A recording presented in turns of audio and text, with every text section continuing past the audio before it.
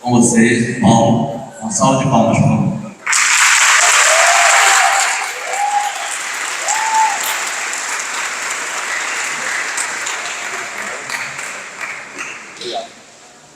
Bom dia, pessoal, aos amigos e colegas herpetólogos e principalmente os convidados de honra, que são os estudantes das duas escolas aqui presentes, tá? O pessoal de herpetologia, vocês já sabem muito sobre isso aqui, tá? Então vou focar um pouquinho para eles, eventualmente para vocês, e no final ninguém vai entender nada.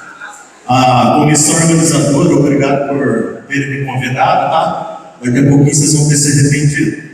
Estou brincando, ou não, né? Meninada, eu vou contar uma história para vocês, tá? É uma parte de uma pesquisa, em um tempo que é de 2006 até o momento. Só que eu comecei a procurar esses bichos desde 1991. Onde vocês estavam em 1991? Não respondam. E aí, essa história, vocês estão cercados por cientistas hoje, tá? São os outros herpetologistas, ou herpetólogos. Esses caras também têm histórias bem melhores que as minhas, e outros começando as suas histórias. E essa história é o que eu chamo da arte de fazer ciência. Vocês já tinham visto cientistas? Levanta a mão que já tinha visto algum cientista aí na escola, vai. Ó, então, olha quantos cientistas vocês têm aí. Não tenham medo, eles não mordem. E se morder, eles são vacinados. Porque eles acreditam na ciência, acreditam na vacina, tá? Então, pau na máquina. Eu sou o Paulo Bernardi, vulgo Paulão, e a história é sobre as serpentes peçonhentas ou acidentes zoofílicos no oeste da Amazônia. As serpentes peçonhentas são aquelas que podem causar envenenamentos em seres humanos, tá? E vamos falar um pouquinho então do que nós fizemos por lá. Quando eu falar eu estou mentindo. Nós somos uma equipe, uma grande equipe, tá? Alguns estão lá e outros não estão lá. Porque ciência não se faz sozinho, faz em parceria. Por mais que nós tenhamos alguns lobos solitários na herpetologia, no mínimo o cara tem os seus amigos animaizinhos junto para fazer a ciência, tá? Então, o que eu vou falar é uma parceria com meus alunos orientados da graduação, do mestrado e do doutorado, e mais outros professores da minha instituição, que é a UFAC, a Universidade Federal do Acre, Campus Floresta de Cruzeiro do Sul, e outras instituições aqui, ó, como o Instituto Federal do Acre. Lá tem uma pessoa que eu amo muito, a minha esposa. Se ela não tivesse aí, ela ia ficar brava. Estou brincando. Eu vou contar algumas coisas que eu aprendi com ela e também com toda essa galera aqui. Temos também da Universidade do Estado do Amazonas, da Fundação de Medicina Tropical de Manaus. Tem um grande amigo lá que é o Elton Monteiro, mas também tem outros amigos parceiros. Quem ontem viu a apresentação da Jaqueline Saquei, do Pedro Bisneto, por exemplo. Tem também a Manuela, a Jaqueline ali, e a Manuela Puta também. Então, são pessoas que estão junto. A USP tem uma pessoa que é um dos tops que eu me espelho, né, que é o Márcio Martins, na parte de ecologia de serpentes. Também está aqui, outro grande parceiro. E no Butantã tem um monte de gente. O Felipe Gasotinha, a Ana Moura, a Selma Almeida Santos, tá? Entre outros. E aqui sou onde eu estou, né? No laboratório de herpetologia, estudo os anfíbios e répteis. E aqui é onde nós estamos, no extremo oeste da Amazônia. Nós temos hoje no Brasil cerca de 432 espécies de cobras, tá? Delas, umas 72 são peçonhentas, podem causar um envenenamento, né? Um dia vocês vão ter palestra na escola de vocês com alguém aqui da herpeto da região sobre acidentes zoofílicos, tá? E focar em primeiros socorros e prevenção, que é outra história, né? Que não vai ser a de hoje. E na região que eu estou, até o momento nós temos 80 espécies de serpentes e 12 delas são consideradas peçonhentas que podem causar envenenamento. O legal agora para os amigos herpetólogos, tá? É unirmos o que nós fazemos com as nossas disciplinas e também com a extensão. O que vale a gente juntar tanto conhecimento se a gente não trazer algo de volta para a comunidade, tá? Em alguns momentos eu vou falar da extensão e da importância dela. Eu tenho uma disciplina chamada Animais de Interesse na Saúde. O que falta hoje nos cursos de graduação da área de saúde, e logicamente também que seria importante na biológica, uma disciplina que tratasse sobre os animais peçonhentos, tá? A professora Regiane sabe muito bem desse problema que está aqui. Depois eu vou falar um pouquinho dela no final, que ela vai estar no meu canal palestrando mês que vem, tá? E eu trabalho essa disciplina também no mestrado e doutorado. Vamos começar então com a historinha. Essa aqui é a pico de jaca, ou surucucu pico de jaca. Meninada já sabe do nome científico, né? Nós somos o Homo sapiens, às vezes nem tão sábio, né? E cada ser vivo que já foi descrito, descoberto por um cientista, tem um nome científico, né? Essa é a Lapis muta, é a maior serpente peçonhenta da América do Sul. Pode chegar a 3 metros de comprimento. Ela pode fazer 2 S quando for armar o bote e projetar 50% do comprimento do seu corpo. Então, se ela tem 3 metros, 1,5 metros, pode pegar no teu mamilo. Mamilo. Tô brincando, não é assim não, tá? Você vai estar de bota na floresta, tá? Ou ela vai alcançar aqui na tua coxa, ou ela vai furar a sua bota. Não se preocupe que ela pica poucas pessoas, tá? Vamos falar um pouquinho dela ainda. Quando eu cheguei lá no Alto Juruá, no Acre, fizemos um estudo com os dados do hospital, e em 2 anos, mais de 100 pacientes foram picados pela surucucu pico de jaca, pela Lapis muta. Falei, nossa, que legal! Eu só vi um bicho desse na minha vida, eu quero ver um monte, né? O herpetólogo é meio doido, quer ver a cobra, que a gente quer normal, quer ficar longe, né? Mas tinha alguma coisa errada aqui. Não pode ter sido tantas pessoas assim, picadas pela Lapis muta, pela surucucu pico de jaca. Enquanto isso, quem tinha que ter picado mais pessoas, com o envenenamento hipotrópico, a jararaca, tinha menos casos, uns 80, tá? Olha, até cascavel que não corre no lago tinha caso registrado. Então esse era um mistério para ser desvendado.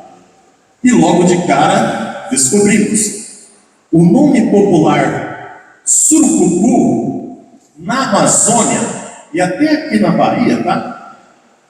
O nome surucucu, em muitas regiões, pelas pessoas que convivem com esses animais, tá? Pessoas da área rural e da floresta, eu estou falando de nós, meninos de prédio, no meio acadêmico, tá? A gente gosta de falar surucucu, né? Pico de jaca é o nome popular atribuído por essas pessoas, com certas variações na região, né? Malha de Fogo, né? Do projeto da Tabata e mais outros aí, né? É daqui perto da Mata Atlântica do Nordeste, por exemplo, é Malha de Fogo, Pico de Jaca em Rondônia, e assim vai indo. Então, em algum momento no passado, erraram, né? Atribuindo o nome surucucu para Lapis muta. Então, antes que algum herpetólogo aí, quando ouviu falar disso, fique doido, tá? Lembra o que é ciência cidadã, é respeitar os saberes tradicionais, tá? Temos 2 orelhas e um ouvido. Quando você vai para campo, tem que ouvir o que o cara que está no front, sendo picado, tendo conflito entre seres humanos e animais, o que ele tem a nos dizer, tá? E nós começamos a ver a importância disso e trabalhar sobre isso e as consequências desse erro, tá? Então, nós aprendemos que a surucucu é a Lapis muta. Não é. É o adulto de bótopis acros em alguns lugares na Amazônia, desde a parte ocidental onde eu me encontro e até em Santarém, no Pará. Eu vi uma palestra uma vez do Diego Flores, né? A vida secreta das pico de jaca. Uma pesquisa feita aqui na Bahia. Eu falei, nossa, eu amei só pelo nome. Esse cara sabe. Ele sabe. Não fica um papagaio. Sempre questione, viu, crianças? Não sei se vocês futuros cientistas, né? Sempre questione, principalmente a si mesmo, né? Mas que evidência? A ciência não é imutável. A partir do momento que surgem novas evidências, podemos mudar nossas opiniões, né? Aí eu acabei descobrindo que a Bótopis acris é chamada de jararaca ou surucucu. E a Lapis muta, pico de jaca. Agora você pensa que sabe tudo, né? Você é o pãozão, né? Aí de 2006 até 2018, aí entrou a minha esposa. Ela é bióloga enfermeira e começou a analisar, entrevistar pacientes picados por cobras. E ela percebeu uma coisa que o animal aqui não percebeu em mais de 10 anos. Os meus alunos de biologia, enfermagem, florestal e agronomia, na aula prática, tinha uma pequena jararaquinha, Botus actis pequena. Eu colocava jararaca ou surucucu, Botus actis. E toda aula de laboratório, um aluno falava para mim: professor, oi, isso aqui é surucucu? Mas desse tamanhozinho? Eu falei: meu senhor, o senhor nasceu com tamanho, desse tamanho ou pequenininho? Ela vai crescer um dia. Então, todo semestre, eles me jogavam na cara uma que eu não conseguia captar. Você tem 2 orelhas, animal, para que uma boca só? Ouvi mais, os alunos estavam tentando me dizer, porque eles são de lá, e eles conhecem surucucu como uma cobra grande, Botus actis, e o filhotinho como jararaca. Aí, no caso, a parceira de equipe, a Giane, os pacientes levavam as cobras mortas, todo filhote chamava de jararaca. Quando tinha mais de 80 centímetros, 1 metro, 1,5 metro, surucucu. Eu falei: nossa, eu achava que sabia tudo. Nunca a gente sabia tudo. Na graduação eu achava que sabia mais que todo mundo dos professores. No mestrado eu sabia menos, no doutorado eu sei menos, e hoje eu sei o quanto que eu não sei. Nossa, e é um tesão isso daí, porque todo dia a gente tem alguma coisa para aprender, só querer ler artigos e livros, cara. E eu amo a ciência e amo ler, né? Então nós publicamos isso daqui, né? E vimos que os filhotes são chamados de jararaca lá e os adultos surucucu. Estão vendo a ponta da caudinha branca, garotada? Os filhotes dessa cobra têm a ponta da cauda clara. Ela faz uma coisa chamada engodo caudal. Engodo é enganar, igual os políticos. Ela faz movimentos sinuosos, assim, ó, quando está caçando de espera, lembrando uma larva, um pegado, um tapuru, como o pessoal do Acre lá fala. E aí vem um anfíbio, uma ranzinha, uma perereca traída. Um pegadinho, eu vou pegar. Ela é capturada. É uma estratégia de caça dos juvenis. Olha que coisa legal. Não é legal, tá? Quem é picado pelo filhote tem um quadro hemorrágico de sangue mais evidente, tem mais coagulopatia. E quem é picado pela adulta, estatisticamente, tem mais efeitos locais, como um edema mais intenso e extenso e mais possibilidade de evoluir para necrose, apodrecimento. Aí eu pensei, né, cara, se a população, as comunidades veem como 2 espécies diferentes, sendo uma espécie só, a Botus actis, o que eles sabem sobre os efeitos da picada nas pessoas, né? Cheguei numa turma de indígenas, 40 indígenas assim. Oi! Aí eu falei: professor Paulão, posso fazer uma pergunta para eles? Pode. O que acontece quando vocês são picados pela jararaca? Sangra até os poros, né? E pela surucucu? Apodrece, aleja, sequela. Obrigado. Vamos fazer essas perguntas para diferentes comunidades e ver o que respondem. Responderam isso. Nossa, que legal. Outro artigo e encontramos isso, tá? E aí também aproveitamos e perguntamos para uma comunidade qual cobra que eles têm mais medo e qual seria a mais venenosa. A mais venenosa seria aquela que tem uma maior letalidade, tá? Maior capacidade de levar a óbito quando picada. Olha só, eu quando menino de prédio, quando pisei na Amazônia a primeira vez em 94, eu tinha medo de onça e da surucucu. Eu não era nem surucucu, mas eu era um menino de prédio, né? Eu cheguei na floresta, eu tenho uma onça, eu tenho uma surucucu. Meu Deus, eu andava sozinho na floresta em 94. Nunca vou sozinho, hein? Nas florestas. E aí, o que aconteceu? Eu tinha mais medo dela, achando que ela fosse. Eu tinha medo dela, tá? Eu tenho medo de cobra. Lógico que eu tenho. Eu ando assim, andando sem ter nenhuma, né, cara? Vamos aí, né? Tal, né? Eu tenho medo, né? E hoje eu tenho mais medo dessa daqui. É o que a população tem mais medo. Mas por que eles têm mais medo dessa aqui? Porque a Botus actis, jararaca ou surucucu, é aquela que mais causa acidentes ofídicos. E muitas pessoas naquela região já foram picadas, ou conhecem pessoas que foram picadas. Vocês não fazem ideia. E isso, nós estamos indo atrás de resposta e cada vez mais perguntas vão surgindo, tá? E levando outras coisas. Então eles sabem, a que mais causa acidentes é a Botos Aqueos. A que mais mata pessoas por lá, o maior grau então, de morbidade, de mortalidade, é a Botos Aqueos. Mesmo assim, eles falam que a Lactis Muta é a mais venenosa, mais letal. Eles sabem empiricamente que quando alguém é picado por ela, tem maior chance de evoluir para óbito. Eles conhecem os poucos casos que eles sabem, tá? E eles acertaram. Lembra quando eu falei que o nome surucucu é para Botos Aqueos? Os profissionais da saúde, aqui do Brasil inteiro, estavam registrando casos de envenenamento botrópico, de jararaca, como laquético. Em de 2012, quando começamos a publicar livros, artigos e divulgar isso, a divulgação científica, caiu no Sinan de 3,5% para 1,5% hoje. Os casos começaram a diagnosticar de forma mais correta, tá? De forma que, há 5 anos, 10 anos atrás, se você fazer o índice de letalidade, a cascavel seria a serpente mais letal, viu, galera da herpetologia? E hoje, o que é a mais letal? A Lactis Muta.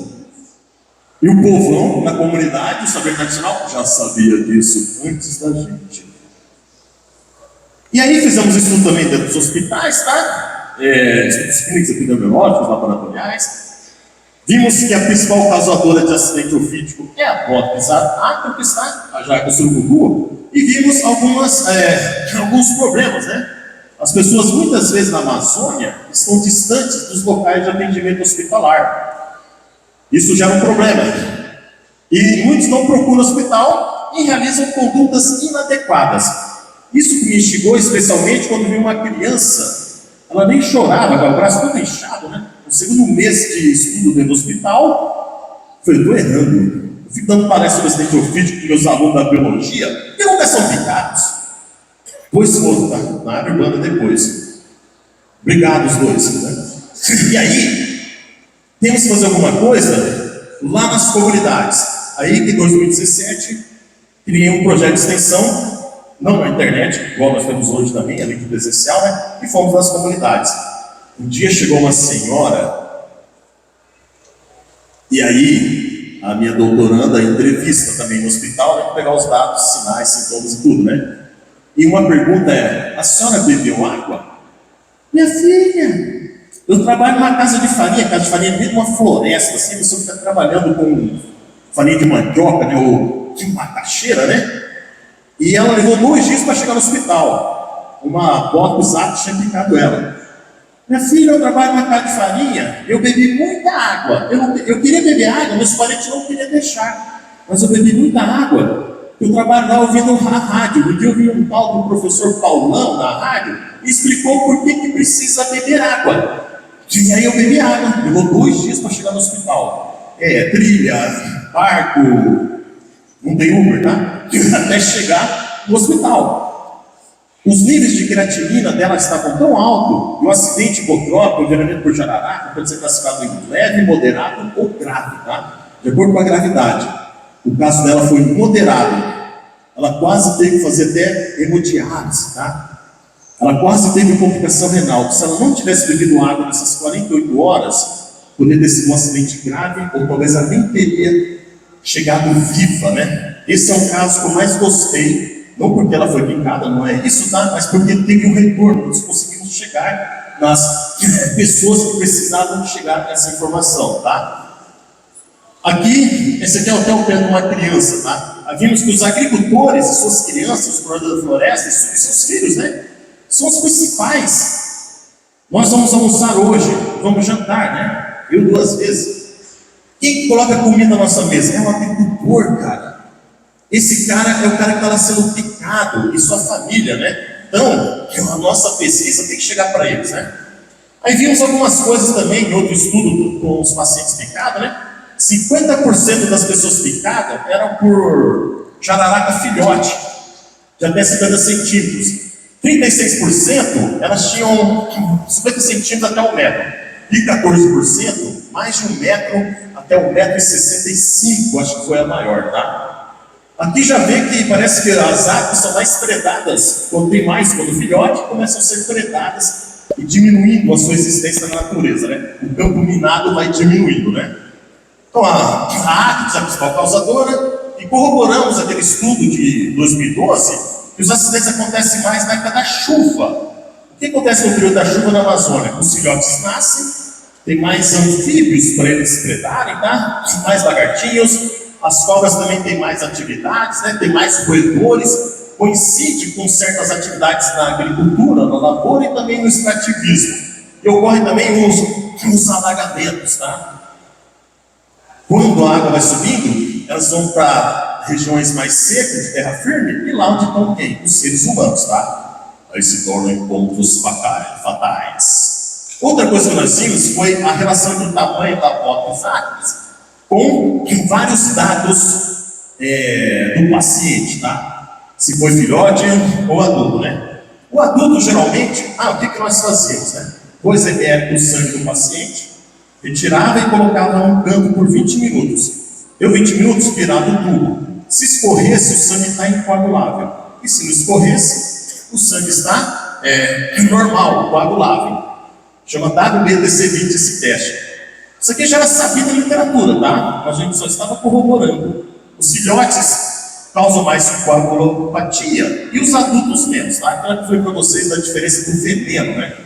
O filhote come mais anfíbios, né? E o adulto começa a se alimentar mais de ratinhos, de roedores. Então tem uma mudança ao longo do seu crescimento da composição bioquímica do seu veneno.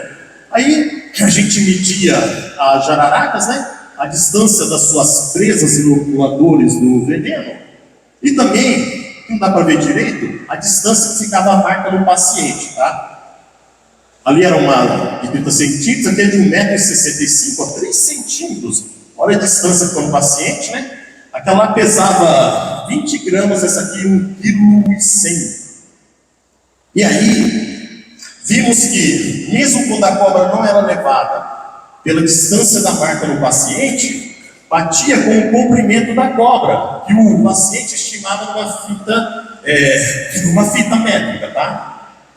E aí você já ouviu falar que o filhote pode causar um envenenamento mais grave do que o adulto?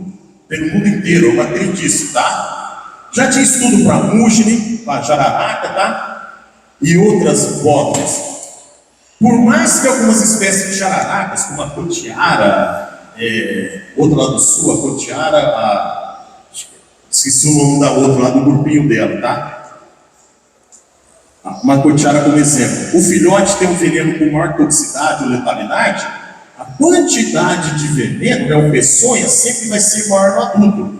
E correlacionamos o tamanho da bota dos Actis com a gravidade do caso. Vimos que filhotes têm uma tendência de causar acidentes leves e moderados, e as maiores, moderados a graves, tá? De forma, então, ficou claro, tá? Que as maiores podem causar envenenamentos mais graves, tá? Isso tem uma implicação.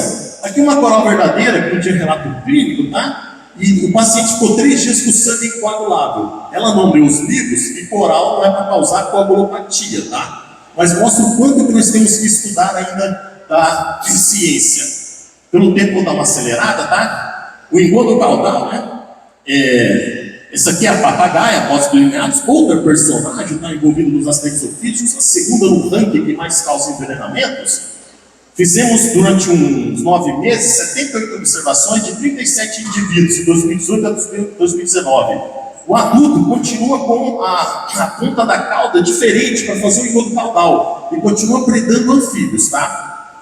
E a cor marrom ou branca não está relacionada com o sexo e nem com o estágio de desenvolvimento dessa jararaca verde, a modos lineares. Aqui uma fêmea fazendo engodo caudal. Em 44 ocasiões encontramos essa espécie naquele primeiro ano, tá? 2018, 2019, fazendo engodo caudal. Então é uma coisa super... no planeta não vi nenhum estudo que encontrou tanta serpente na natureza sem fazer encontro provocado, tá? Sem ser em cativeiro, fazendo engodo caudal. E aqui são os filhotinhos que chegam outubro, novembro, eles estão sobre as folhinhas, tá? Começou a chuva, eles nascem. Você encontra os 2, 3 e tal, né? E os adultos ficam mais em galhos. Aqui outro artigo também com a Biliniatus, né? Nós encontramos elas de 30 centímetros até 20 metros de altura, usando trema, né, laser, para ver de forma mais precisa. E aí, aquela caçando e aquela dormindo de dia, tá? O espécime às vezes fica 14 dias no mesmo local, só acordando, caçando, dormindo, ou vida boa, né? Aqui são alguns indivíduos.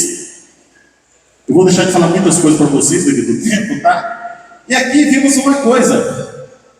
Como que as pessoas são picadas pela papagaia, por essa jararaca verde? Percebemos, durante o extrativismo do açaí, o açaí que vocês conhecem, o sorvete, o suco, tem um tal de peconheiro, que o cara tem que subir uma palmeira de 15, 20, 25 metros de altura, com uma faca, um terçado aqui, né? Ele vai escalando e vai. Só que tem situação que a papagaia está no cacho do açaí ou na árvore do lado, esperando pequenos roedores que vão lá se alimentar. E às vezes acaba picando o extrativista. E as botas áticas adultas ficam na base das palmeiras, tá? Onde cai frutos e também atrai roedores. Aqui um paciente foi picado por uma adulta que estava na base do açaí, e aqui um paciente foi picado por uma papagaia, ele estava a 7 metros de altura. Tá? E o perigo, né? O cara pode se jogar de lá, né? Ele está com uma lâmina também na boca, né? E o que nós descobrimos em Cruzeiro do Sul, uma orientada minha do mestrado, uma enfermeira, também viu casos semelhantes em Rio Branco, a 650 km distante, tá? Lá nós temos uma mata de terra firme e a de várzea. A de várzea é inundada sazonalmente, tá? Pode dar um descontinho de tempo, que levou um tempinho para começar, tá? Obrigado, tá? Fizemos um estudo, né? Vamos unir as entrevistas das pessoas, né? O que as pessoas têm nos dizer, junto com os casos dos hospitais, é a ecologia das serpentes peçonhentas, né? Essa aqui é um lugar, uma mata de várzea, que é inundada sazonalmente, né? O rio enche, né? Pela cheia, enche o lago e invade assim a floresta, tá? Uma coisa muito, muito assustadora. E aqui são as trilhas, na época da seca, na época da chuva. Aqui pra vocês terem uma ideia, aqui no orientado, ganhando outras coisas, né? Eu tô brincando, né? Eu nem vou contar assim, né, cara? O que acontece? Nós encontramos arraia, peixe-leco, tem sucuri lá, nunca pegou ninguém, né? Tem o jacaré-açu. E aí fica assustador. Nesse dia eu tô resfriado. Vimos também as presas que elas se alimentam, tá? Nessa floresta, contabilizando elas. Em um ano, 2018, 2019, foram 130 cobras encontradas em um ano, 21 espécies, e 54% delas peçonhentas, sendo a maioria após brinhados. Aí surgiu a pergunta: ei, onde tem mais cobra peçonhenta? Na mata de terra firme ou na de várzea? E onde as pessoas são mais picadas? Vamos pesquisar isso também, tá? A papagaia é uma cobra que vai na contramão, ela é encontrada mais na seca do que na chuva, tá? E a explicação é os anfíbios osteocéfalos. Na seca diminui a umidade, só para o pessoal dos sapos, tá? Diminui a umidade do dossel e eles migram verticalmente no subbosque. Parece que as papagaias estão acima de 20 metros, descem também para caçar os osteocéfalos, que são abundantes, estão forrageando, não reproduzindo, eles reproduzem de forma explosiva na época da chuva, desce lá, reproduz duas noites e some na época da chuva, e na seca ele aparece no subbosque. Aí você encontra às vezes 6 papagaias, 6 brilhados na noite, caçando, fazendo engodo caudal, tá? Aí o campo minado, essas trilhas onde as pessoas pescam, realizam extrativismo, cada jararaca encontrada, um pontinho é georreferenciado, né? Cada papagaia, que é 27, que é 36, um pontinho, aqui são 7 corais verdadeiras, e um no ano 2018 a 2019, né? Os moradores de lá, 31% deles tinham sido picados uma vez na vida. O cara aqui está com cicatriz, tá? Ou seja, parece que as pessoas são muito picadas na floresta de várzea. E no hospital, de 133 pacientes em um ano, vimos que 8,3% já tinha sido picado uma vez na vida. Esse cara aqui, ó, você acha que você é azarado? Há 8 anos atrás, ó, ele falou: meu pé aconteceu aqui, eu estava 2 dias na cidade.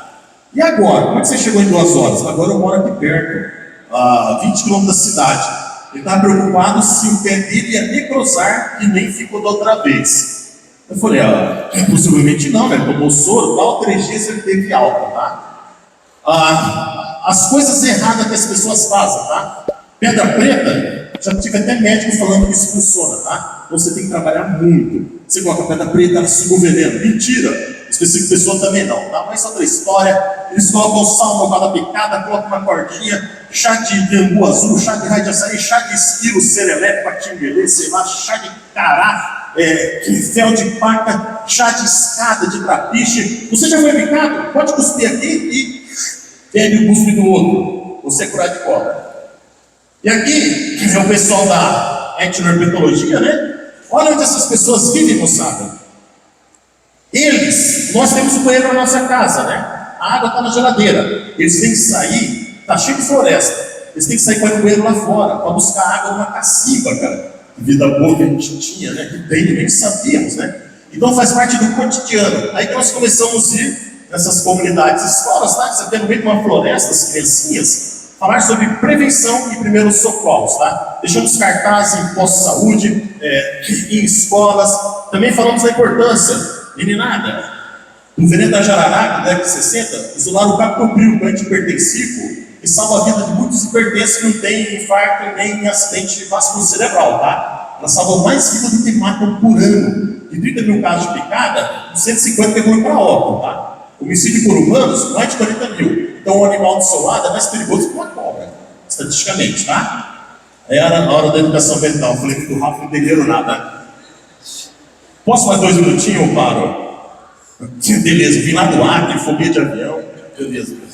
A terra firme, encontramos 150 cobras durante 2 anos, tá? E na várzea, 183. Mais espécies na terra firme, 41. E 33 na várzea.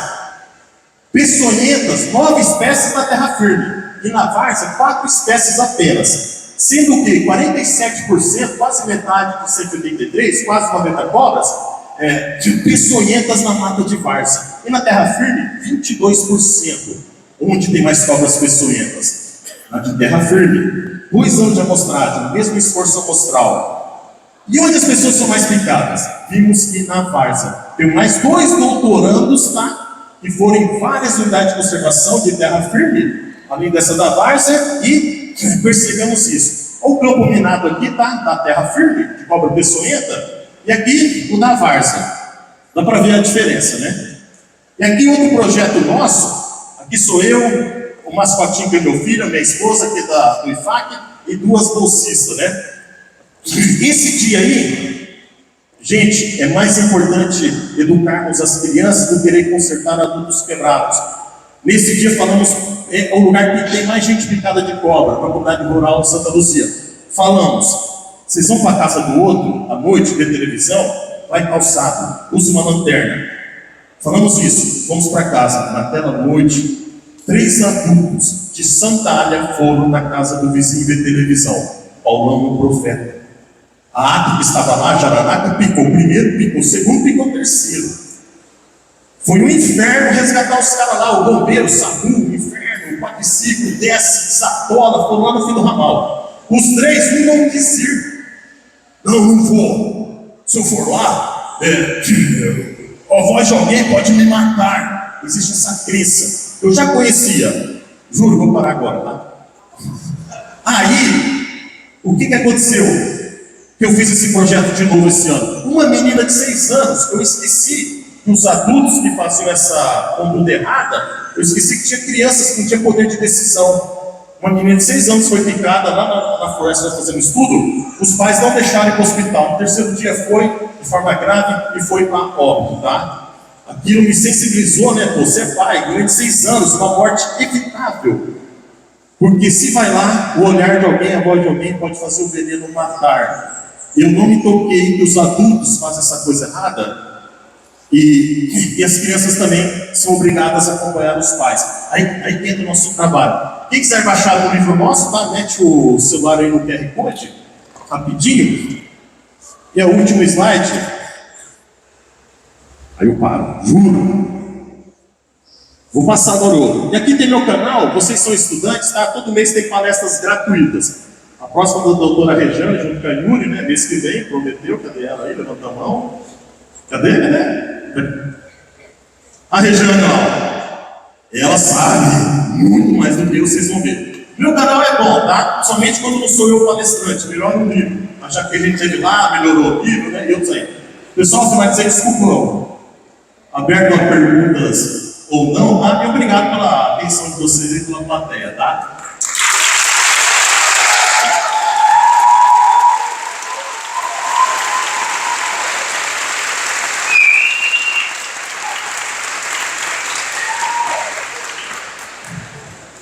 Obrigado, Paulo. Perguntas, por favor? Oi? Sim. Tá. Mais uma vez. Pode. Oi? Aqui, pega o livro aí. E daqui 2 anos vai ser um livro novo atualizado, tá? Gratuito em PDF. Ô Paulo, parabéns pelo mais uma Obrigado. magnífica, né? Eu te acompanho. Só lembrando que eu morei também no Acre, né? Então o surucucu para luta de volta ao estado, beleza, mas no leste da Amazônia, o Camboia é mais amarrado. Não, tem o Camboia, tem outros nomes que não deu para explorar, tá? Tem muitos outros nomes para árvores, tá? Não dá para falar tudo, eu só foquei naquela região, tá? Muito obrigado. Isso, tem várias.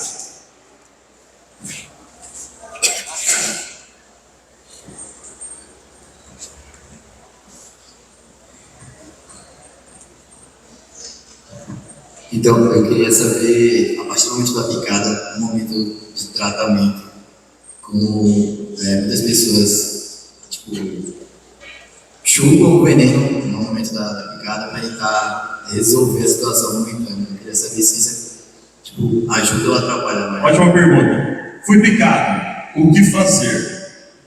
Não fazer tudo que falaram para você, só limpe o local, vá para a unidade de saúde mais próxima, o mais rápido possível, sem correr, tá? Vai tranquilamente, esteja preparado para partir para o hospital, vocês estão pensando. Aí, não amarre, não corte, não faça sucção, chá de nada, não faça nada, tá? Tudo que falar, sai fora. Água, e chegar até o hospital, tá? É o básico. Tem muito mais coisas, você pode ir no meu canal, tá? Que eu vou até fazer um vídeo somente sobre isso, tá? Se inscreve lá. Beleza? Oi, tudo bem? Opa, tudo. Pelo meu nome, primeiramente, parabéns, né? Obrigado. Eu queria saber mais voltado para a parte da veterinária, se possível. Se existem alguns estudos falando sobre as picadas e a ocorrência em animais domésticos, em especial, ou em alguns animais de produção também. A gente trata a parte do quadro clínico tradicional, mas a gente ainda precisa dessa pegada mais humana. Obrigada. Olha, eu vou responder de uma forma bem básica, tá? Eu prometo que até ano que vem eu vou fazer uma palestra sobre isso, acabei de comprar um livro que tem um capítulo sobre isso. Eu estou com um monte de casos de cachorro mordido por corais, que por abóbito, tá? Estou querendo escrever algo sobre isso, também por jararaca. Tem pouca coisa na literatura com cães e gatos, incluindo até a América do Norte. Mas para finalizar, o meu cachorro foi mordido ou eu sou veterinário, tá? Tem aquele soro na loja agropecuária, que nem precisa de refrigeração, é dose única, 5 ampolas, para boi, cavalo, cachorro e gato. Está lá fora, o médico veterinário vai saber como aplicar intravenosamente, fazer outros cuidados, tá? Isso aqui é um resumo para a resposta, tá? Mas eu prometo fazer um dia, estou prometendo faz 2 anos, tá? Uma palestra de treinamentos animais domésticos, tá? No meu livro até tem um capítulo sobre isso, mas eu quero fazer mais coisas além disso, tá? Olha só, um menino de condomínio, morria de medo de onça, de Fantasma. Exatamente. Eu queria saber qual é o maior risco, então, na Amazônia. São os insetos? O que seria? Você respondeu. Eu fiquei sabendo. Tem eu e outro animal desse porte, que é o Reginaldo Machado, meu amigo, meu irmão praticamente. O que derrubou esses 2 monstros em expedições de 30 dias que a gente fazia pela Amazônia, tá? Helicóptero, aqueles aviões que posam na água, inferno, né, cara? Carapanãs, mosquitos. Eu fui 2 vezes com malária e leishmaniose. E ele teve dengue e malária simultaneamente, que recolheu com um quadro clínico raro de síndrome de Guillain-Barré, quase foi para óbito. Primeira vez que eu rezei para ele não morrer, tá? O cara ficou na UTI lá, começou a paralisar tudo, né? E o tempo foi assustador. Eu tive que ficar 3 meses sem beber cerveja para dar malária, foi horrível. São as pequenas coisas, tá? Não são nenhuma dos animais, não são as cobras, são os insetos, tá? Que a gente sabe. Gente, um minutinho. Paulo, muito obrigado. Eu peço só o seguinte, é que a gente tem um horário certinho. Eu acredito que muito mais gente queira fazer pergunta, então eu convido o Paulo, se possível, fora de microfone, fora de tudo isso. Pode mandar e-mail. Quem quiser tirar foto também, entendeu? Os professores responsáveis que devem manter ele ali. Aí conversa com ele, tirem fotos, esclarecem dúvidas e uma salva de palmas para o Paulo.